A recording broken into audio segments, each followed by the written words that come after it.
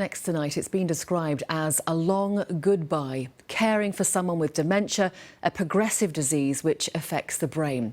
Memory loss, confusion, problems with speech and understanding, incontinence. 81,000 people here in the southwest live with dementia. That's nearly 10% of the total number diagnosed across the entire UK. And that's expected to double over the next 30 years. The Elder Tree Befriending Service in Plymouth is one charity which aims to support those who struggle to find the help they need. Gwyneth, Shirley and Ruth are full-time carers for their husbands who have dementia. They spoke to me about what it's like. I don't feel that I am living a life. I feel that we are existing. That's how I feel. Sorry. That makes me feel sad. It shouldn't do, because everybody has problems in their life, and this is my problem.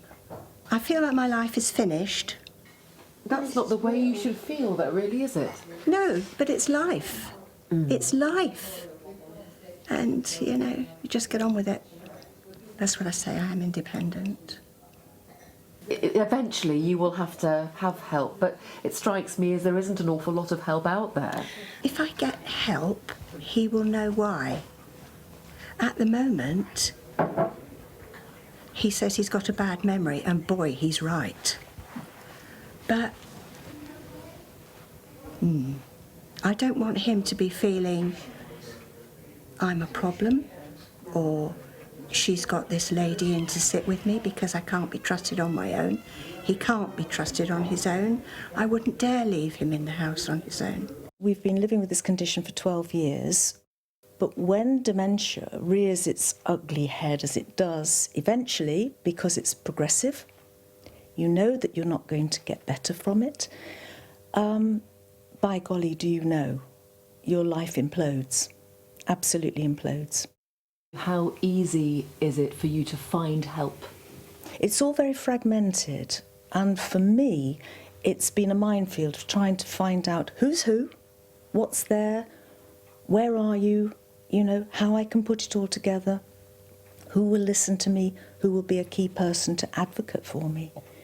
And largely that's come from the charitable sector. But the public services aren't there to bat for you. And that's the frustrating and frightening situation, that you're on your own. How does that make you feel? Terrible. Scary. You know, it just makes you want to cry all the time. How has a diagnosis of vascular dementia actually helped you? It's only helped in actual fact I've got a letter to say that he's got it, basically. The only thing it does allow access to is a reduction in community council tax. Even with that letter, with that diagnosis, still means you have to fight for everything. And Plymouth is supposed to have got beacon status for dementia services, but I don't quite know that the beacon shines very brightly, because it's so difficult in trying to find where to go for help when you need it. I think the system has broken. I think the system has become extremely difficult. And as an older person with a husband with a dementia, I feel quite disenfranchised. I don't really feel as I'm here anymore somehow. We've been married nearly 60 years. We've got a diamond wedding next year. My husband's not here anymore. Let's put it that way. Not the husband that I've always had. Someone said to me this morning, it's like a petulant toddler. And that's not a very nice thing to feel about someone that you've loved and been with for a long period of time. You know, we've been married that length of time. We've been together through an awful lot of things. But to feel now that that person that you shared your life with is disintegrating is not easy. It is like having a child, a toddler, soiling and that kind of thing. It's not what you want to do or what you expect to do as a wife. I don't feel like a wife anymore. I am simply a carer doing the best I can for as long as I can. Ruth, Shirley and Gwyneth sharing their stories. It's a disease which slowly changes the lives of those who have it and takes over the lives of those who care. And with this crisis in the health sector now, how will the system cope in future? Louise Barnes is the centre manager at Eldertree. She says referrals are escalating.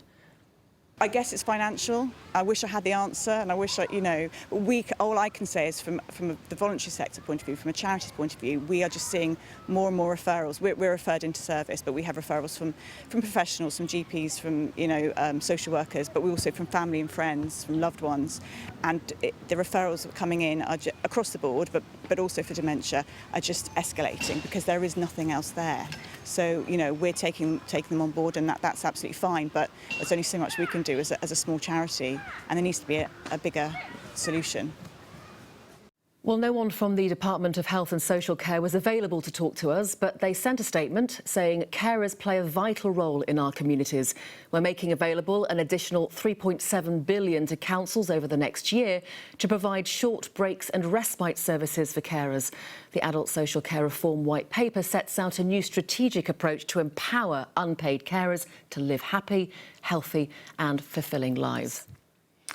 Well, Gina Awad is founder of Exeter Dementia Alliance Action. Thank you so much for joining us here on Spotlight. These ladies who we've just heard from don't seem to be living happy, healthy, fulfilling lives.